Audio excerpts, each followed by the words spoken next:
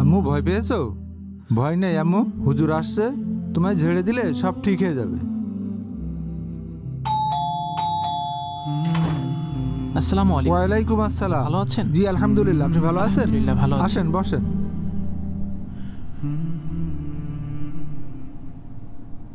কার কি হয়েছে? আমার এই মেয়েটা বিকালে একটা কালো বিড়াল দেখে ভয় পেয়েছে, তারপর থেকেই জ্বর।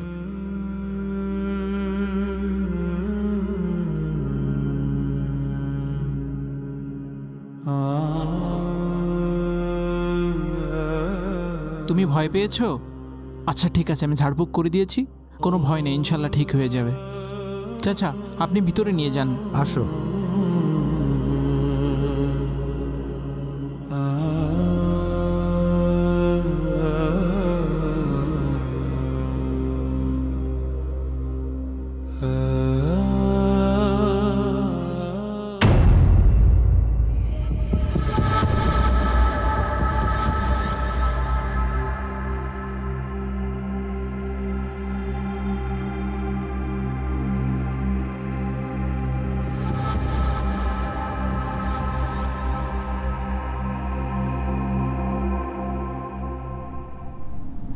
হুজুর আপনি বসেন, আপনার জন্য নাস্তা নিয়ে আসি। না না থাক, আজকে আর নাস্তা করব না।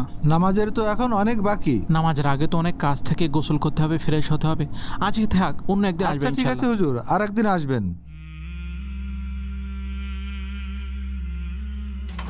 একটা কথা, আমাদের এখানে যে সকল কাস্টমার আসে প্রত্যেকের যথাযথ সম্মান আপনি নিশ্চিত করবেন।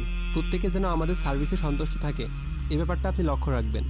মনে রাখবেন, একটা কাস্টমার অসন্তুষ্ট হওয়া মানে কিন্তু 10টা কাস্টমার নষ্ট হওয়া।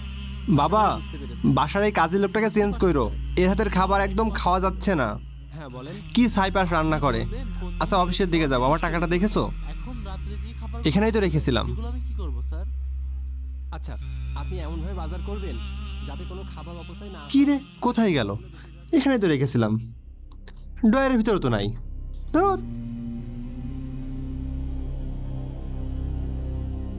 এই রিফাত, টিভির সামনে এভাবে কি খুঁজছিস?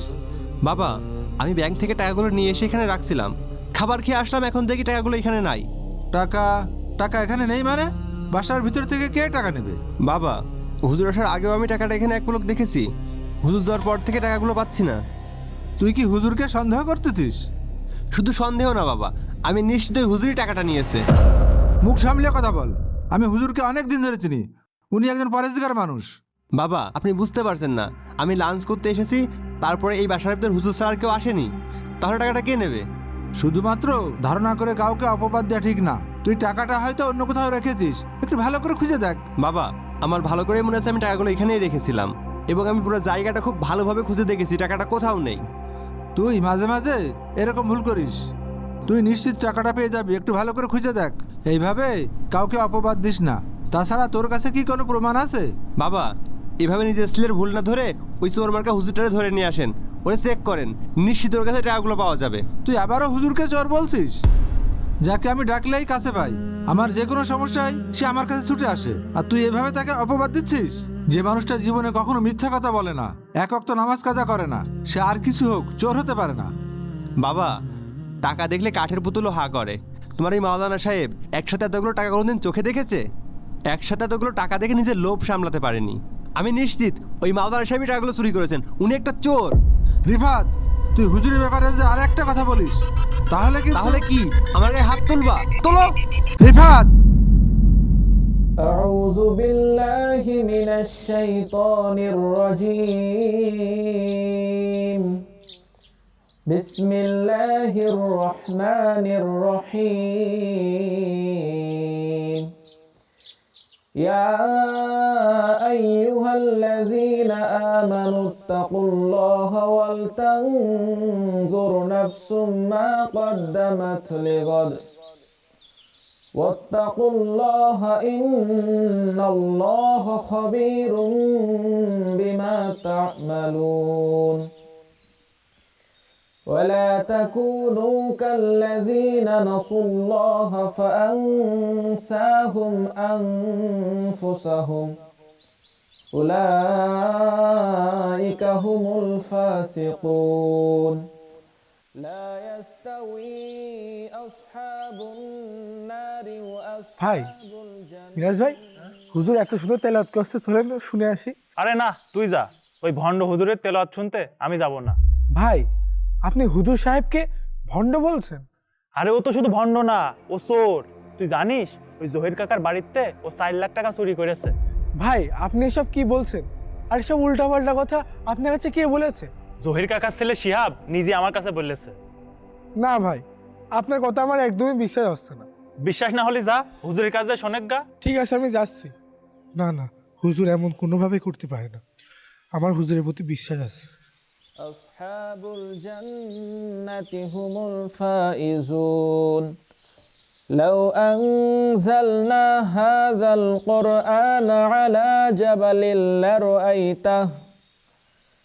جبل لرأيته خاشعا متصدعا من خشية الله وتلك الأمثال نضربها للناس لعلهم يتفكرون صدق الله العلي العظيم মাশাআল্লাহ হুজুর, আপনার তেলাওয়াত সত্যি হৃদয় ছুঁয়ে যায়।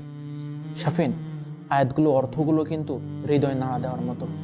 তোমরা কি জানো আয়াতগুলোতে আল্লাহ রাব্বুল আলামিন কি বলেছেন? না হুজুর, আমরা তো আরবি বুঝি না, আপনিই বলেন। আল্লাহ রাব্বুল আলামিন বলেন, ইয়া আইয়ুহাল্লাযীনা আমানুত্তাকুল্লাহা ওয়াল তানজুর নাফসুম মা কদ্দামাত লিগাদ ওয়াত্তাকুল্লাহ ইন্নাল্লাহা খাবীরুম বিমা তা'মালুন।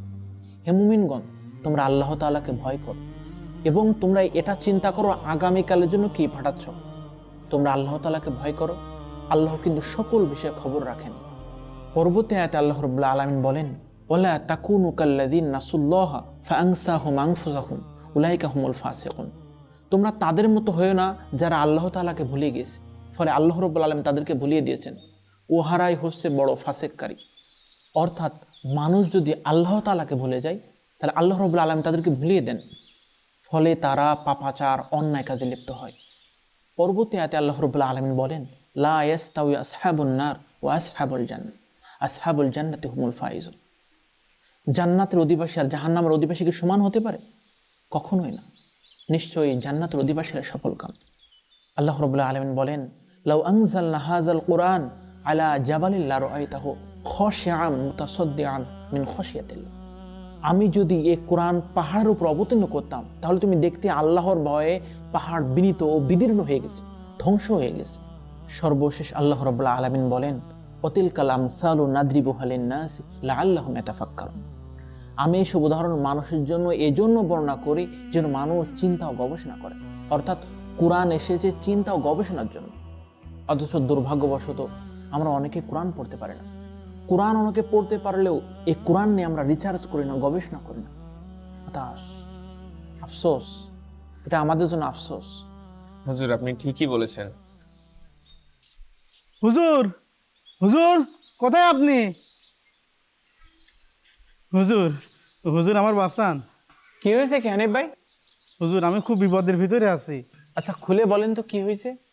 হুজুর বাড়িতে জেন শয়তানের জ্বালায় একদম থাকতে পারছি না। আর রাত্রিবেলা চালের পারে মনে হয় কিটা দূরেও বেরাচ্ছে। আর আমার বাড়িওয়ালা থেকে থেকে অদ্ভুত অদ্ভুত আওয়াজ শোনে, আর থেকে থেকে জিনিসপাতি সব উধাও হয়ে যাচ্ছে। আর সংসারে কোনো আয় বরকত নেই। এখন আমি কি করব হুজুর? কতদিন ধরে এমন হচ্ছে? প্রায় 1 মাস ধরে হুজুর। আর আমার ওই যে ছোট সলটা দিন দিন শুকাই যাচ্ছে, মনে হচ্ছে কিটা জাদুটনা করেছে। বুঝতে পেরেছি। আমি একসময় রোকায়া করার জন্য আপনার বাসায় আসবো। আচ্ছা আমার একটা কথার উত্তর দেন তো, আপনি তো কোরআন পড়তে পারেন, আপনি কি কোরআন পড়েন? হুজুর লজ্জার কথা কি আর বলবো, ঠিক মতো কোরআন তো খুলে দেখা হয় না, কাজে ব্যস্ত থাকি তো। আস্তাগফিরুল্লাহ, এটা কোনো কথা? আপনি কোরআন পড়ার সময় পাচ্ছেন না, কিন্তু ঠিকই চায়ের দোকানে বসে গল্প গুজব করে টিভি দেখে সময় নষ্ট করছেন। শোনেন, আল্লাহ রাসূল সাল্লাল্লাহু আলাইহি ওয়াসাল্লাম বলেন যে ব্যক্তি কোরআন পড়তে পড়তে কোরআন পড়া বন্ধ করে দেয়, তার অন্তরে মূর্ছা পড়ে যায়। আর যদি আপনি বাসায় কোরআন না পড়েন তাহলে সেই বাসায় দুষ্টু জিন থাকবে, দুষ্টু জিনে ক্ষতি করার চেষ্টা করবে। আর আপনি যদি বাসায় কোরআন পড়েন তাহলে রহমতের ফেরেশতারা বাসায় থাকবে। আপনি কোরআন না পড়ে বাসায় রহমতের আশা করেন কিভাবে? ভাই ঠিক মতো বাসায় কোরআন পড়েন, মসজিদে নামাজ পড়তে আসেন, ইনশাআল্লাহ দেখবেন সব কিছু ঠিক হয়ে যাবে। আর আমি সময় করে ইনশাল্লাহ আপনার বাসায় আসবো ঝাড়ফুঁক করার জন্য। জি হুজুর, আমি এখন থেকে 5 ওয়াক্ত নামাজ পড়বো আর কোরআন শরীফ পড়বো ইনশাল্লাহ। আল্লাহ আপনাকে জাযায়ে খায়র দান করুন। আচ্ছা ঠিক আছে হুজুর, তাহলে আমি আসি। আসসালামু আলাইকুম। সাবধানে থাকবেন।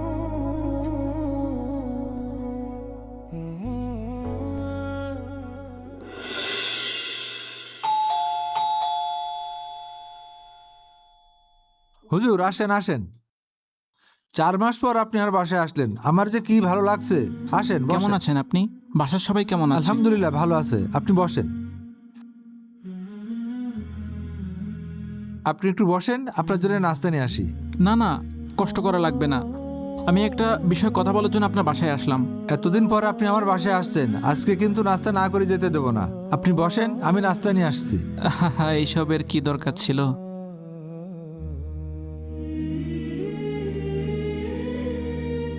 কি ব্যাপার, ঘরের দরজা খোলা? ও হুজুর, আপনি? আসসালামু আলাইকুম। ওয়ালাইকুম আসসালাম, কেমন আছো তুমি? আলহামদুলিল্লাহ ভালো আছি। আজকে আপনাকে একটা কথা জিজ্ঞাসা করার আছে আমার। কি কথা বলো? আপনি কি আমাদের বাসা থেকে টাকা চুরি করেছিলেন? আস্তাগফিরুল্লাহ, আমি কেন টাকা চুরি করব? আপনি কেন টাকা চুরি করেছিলেন আমি কিভাবে বলবো? এটা তো আপনিই ভালো বলতে পারবেন। দেখো, বিগত 4 মাস আমি তোমাদের বাসায় আসিনি, তারপরও তুমি আমাকে এত বড় অপবাদ দিচ্ছ। হুজুর, আমি 4 মাস আগের কথাই বলছি। আমি তোমাদের বাসায় আসি তোমাদের উপকার করার জন্য, আমি নিজের প্রয়োজনে কখনো আসিনি। আমরা তো আগে সেটাই মনে করতাম যে আপনি আমাদের এইখানে আমাদেরকে উপকার করার জন্যই আসেন, কিন্তু আপনি যে সেই সুযোগ নিয়ে টাকা চুরি করবেন এইটা ভাবতে পারিনি। তুমি এসব কি বলছো? আমি ঠিকই বলছি। আপনি 4 মাস আগে আমাদের বাসায় এসেছিলেন আমার ছোট বোনকে ঝাড়ফুঁক করতে। পাশে টেবিলের উপর 4 লক্ষ টাকা রাখা ছিল। ঝাড়ফুঁক শেষ করার পরে বাবা যখন ছোট বোনকে নিয়ে ভিতরে গেছিল, আপনি সেই সুযোগে টাকাটা চুরি করেছেন। আমি তো সেদিনই লোকজনের সামনে আপনাকে হাতে নাতে ধরে অপমান করতাম, শুধুমাত্র বাবা নিষেধ করেছিল দেখে আমি সেদিন কিচ্ছু বলিনি। এখনো সময় আছে, টাকা বের করেন। কি হলো, চুপ করে আছেন কেন? ও বুঝতে পেরেছি, 4 মাসে আপনার সব টাকা শেষ হয়ে গেছে তাই না?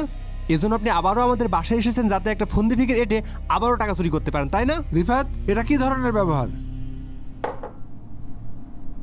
বাবা, সেদিন আমি আপনার কারণে চুপ ছিলাম, কিন্তু আজ আমি চুপ করে থাকবো না, কারণ টাকাটা আমার কষ্টে ইনকাম করা টাকা ছিল। বাবা, তুই সারা জীবন আমার যে টাকাগুলো নষ্ট করেছিস সেগুলো আমার কষ্টের টাকা ছিল না? হুজুর একজন সম্মানিত মানুষ, তাকে নিয়ে আর একটা বাজে কথা বলবি না। চোরের আবার সম্মান। রিফাত, অনেক বাড়াবাড়ি হচ্ছে কিন্তু। আঙ্কেল থাক, ওকে কিছু বলেন না, এখানে ওর কোনো দোষ নেই। আপনি একটা কাজ করুন, ওই কোরআন শরীফটা ফ্রিজের উপর থেকে নিয়ে আসুন, আমি এখনই সত্য মিথ্যার পার্থক্য করে দিচ্ছি। আপনি যদি এখন কোরআন ছুঁয়ে শপথ করে বলেন যে আপনি টাকাটা নেননি, আমি তাও বিশ্বাস করি না, কারণ ওই দিন বাসার ভিতর আপনি ছাড়া আর কেউ আসেনি। আমি কোরআন ছুঁয়ে শপথ করে কিছুই বলবো না। আঙ্কেল, আপনি কোরআন শরীফটা নিয়ে আসুন, আমি এখনই সত্য মিথ্যার ফয়সালা করে দিচ্ছি।